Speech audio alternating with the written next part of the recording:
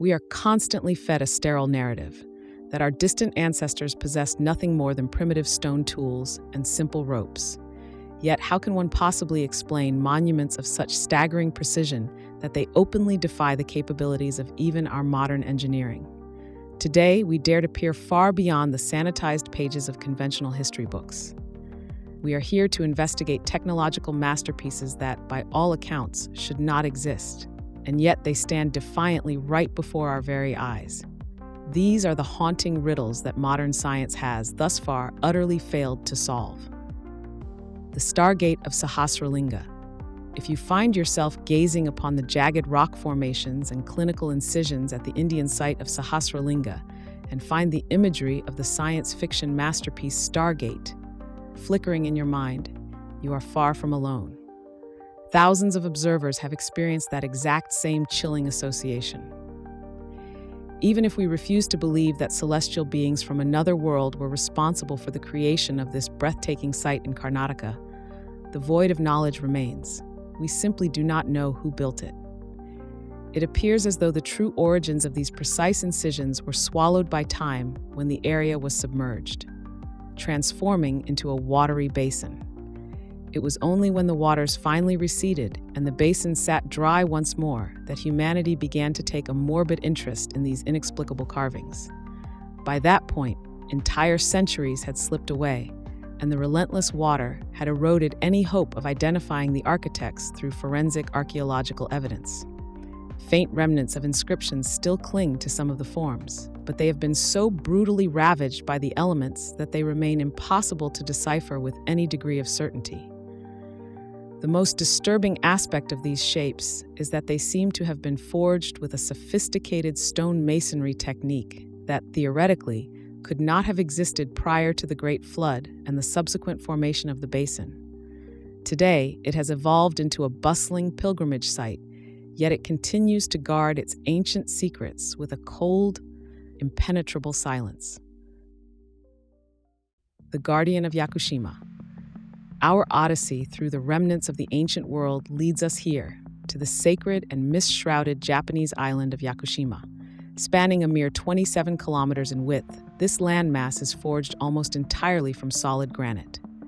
While the scientific community maintains that it was likely birthed from a cataclysmic volcanic eruption roughly 15 million years ago, a darker theory persists. Some observers are convinced that the most bizarre rock formations on the island were not shaped by nature, but were erected by human hands.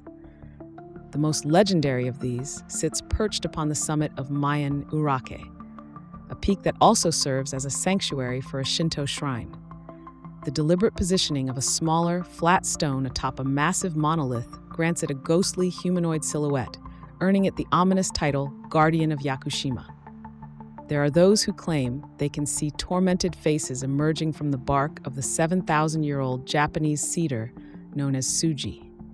In other reaches of the island, one encounters gargantuan, smooth, and elegantly curved masses that appear to have been sliced into segments with the terrifying accuracy of a laser, alongside perfectly cubic rocks that look as though they were quarried by a forgotten industry millennia ago. On this island, it is a harrowing task to disentangle myth from local legend, but one can state with absolute certainty its history is far more labyrinthine than any scientist currently dares to admit. The alchemy of softened stone. It seems increasingly rational to suspect that our prehistoric ancestors possessed forgotten methods of cutting and molding solid rock, secrets that have been completely erased from the collective memory of mankind. Scattered across the globe are stones that appear to have been sliced through as if they were soft butter. Theoretically, this should be an impossibility. But what if our assumptions are wrong? What if the ancients possessed a lost alchemical knowledge, softening the very heart of the stone by blending specific plants and applying the potent mixture to the surface of the hardest granite? The notion sounds preposterous, yet one must only look at the haunting handprints at White Mountain in Wyoming, USA.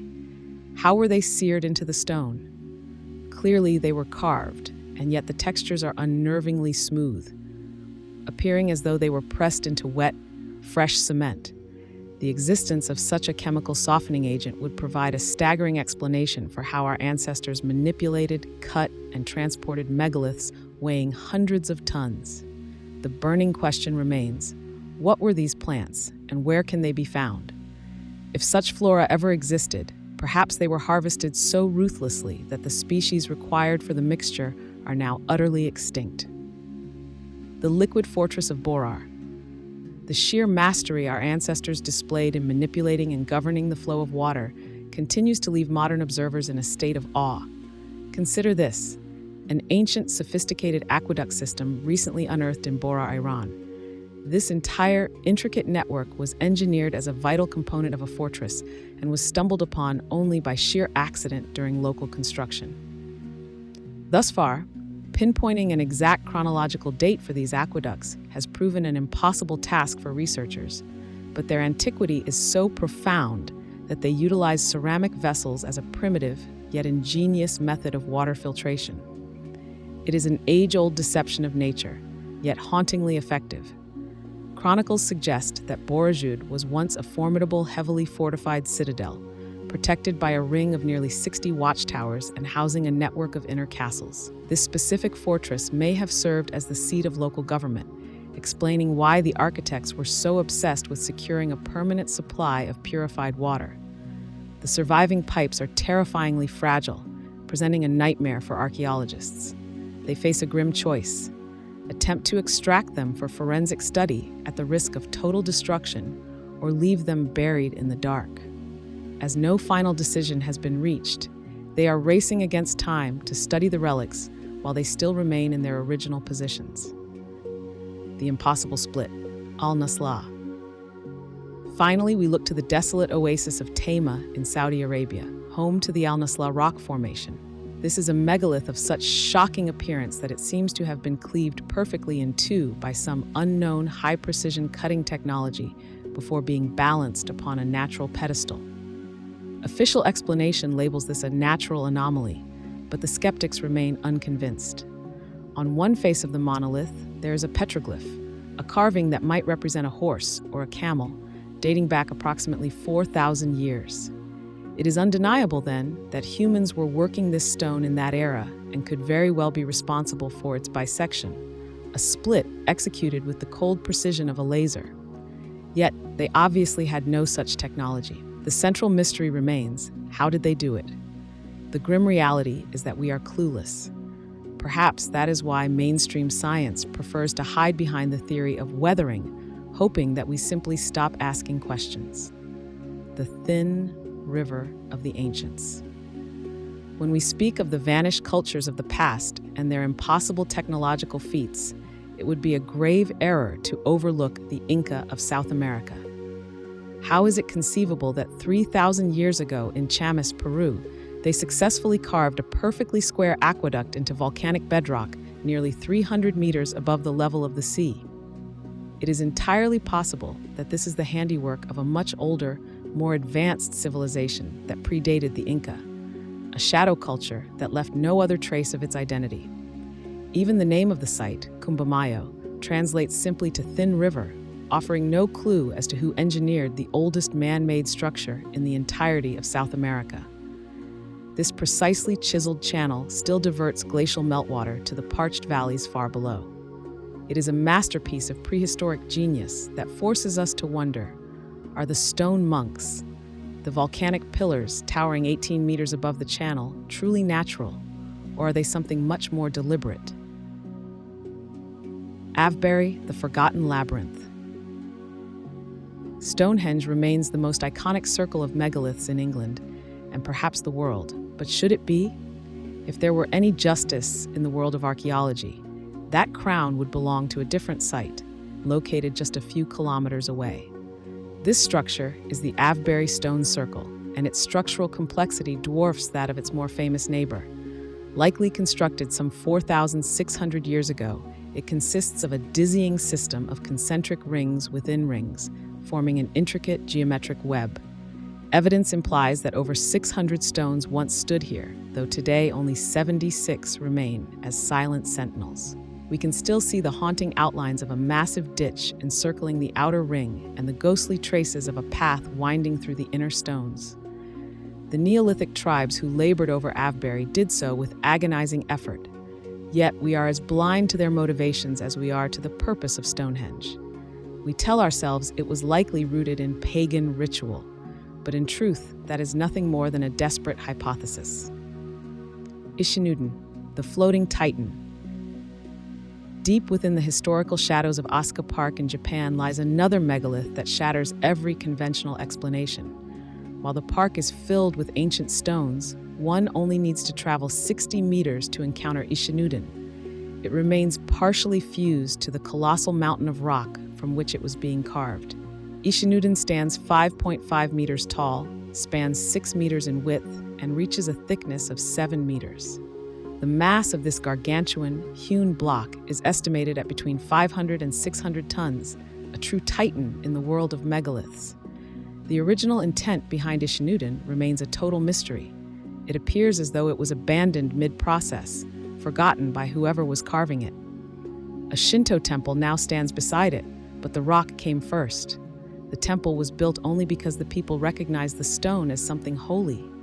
Beneath the monolith lies a man-made basin that traps water, which locals swear never runs dry. The reflection in the water creates a stunning optical illusion, making it appear as though the 600-ton Ishinuden is floating weightlessly above the earth. Ireland is a land steeped in ancient blood and history, but few places evoke the sheer wonder of the Newgrange burial mound. This is an ancient passage tomb in the Boyne Valley of County Meath, constructed by Neolithic hands over 5,000 years ago. Though it predates both Stonehenge and the Great Pyramids of Giza, it remains in a state of hauntingly perfect preservation, with its intricate spiraling stone carvings still sharp and menacingly clear. Newgrange is more than a tomb. It is an astronomical machine built in chillingly perfect alignment with the stars. The most evocative time to witness it is the winter solstice, the shortest, darkest day of the year. On this morning, the rising sun pierces the long, dark corridor, illuminating the central chamber in a sudden burst of light. This event surely held a terrifyingly significant meaning for the ancients, though its true purpose remains locked in the past. Gaining entry during the solstice is nearly impossible, as access is restricted by a lottery system that sees over 30,000 desperate requests every year. The Japanese Atlantis, Yonaguni. Our journey began in Japan, and it is there that we return for our final investigation. The Yonaguni Monument is often whispered about as the Japanese Atlantis, a name that immediately plunges it into the realm of myth and dark legend. Even the term monument is a subject of fierce debate, as experts remain deadlocked over whether it was sculpted by human hands or ground down by the sea. This eerie formation, lying beneath the dark waves near the Ryukyu Islands, is estimated to be at least 10,000 years old. The geometry of this formation appears too precise to be merely a natural accident. But who possessed the technology to build such a massive complex 10 millennia ago? Defying the natural theory is the discovery of stone and ceramic tools at the site, dating back 4,000 years to a time when the land still stood above the waves. While sandstone can fracture in straight lines, the stones of Yonaguni possess triangular cuts and deliberate holes. What was their dark purpose? Echoes from the Dean Forest. We conclude our journey back in England, seeking out one final stone circle, a relic of the past that remained invisible for thousands of years until very recently. Believed to be a ghost of the Bronze Age, this site lay hidden in the depths of the Dean Forest until it was finally unmasked in October 2019 by archaeologists using aerial surveillance. It is more accurately described as a stone ring, estimated to be 4,000 years old. It consists of a circular earthen rampart armored with limestone. When it was first detected from the air using high-tech LiDAR, light detection and ranging technology, stunned experts initially mistook it for a forgotten anti-aircraft gun emplacement from the Second World War. While similar sites exist across the British Isles, their true function remains a total enigma. charred carbon remains are frequently found among the stones, suggesting that fires were once burned here in the dark of night. But for what reason? Archaeologists often fall back on the term ritual activity, but that is merely the word they use when the truth is beyond their reach.